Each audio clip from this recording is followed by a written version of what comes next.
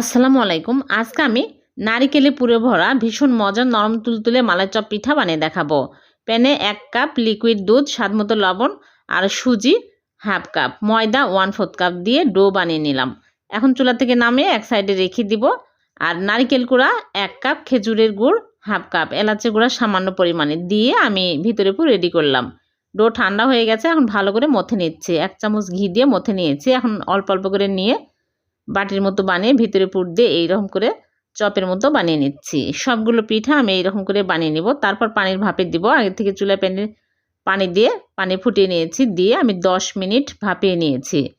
1 litre liquid দুধ, 2টা এলাচ, দারচিনি আর চিনি হাফ কাপ দিয়ে বরফ তুলে পিঠাগুলো দিয়ে 3 মিনিট জাল করে নিলাম। 3 মিনিট পর আমি সারা রাত রেখে দিব। পরের দিন সকালে পিঠাগুলো সার্ভ করে আপনাদেরকে দেখাচ্ছি। হয়ে গেল ভীষণ মজার নরম তুলতুলে মালাই চপ পিঠা।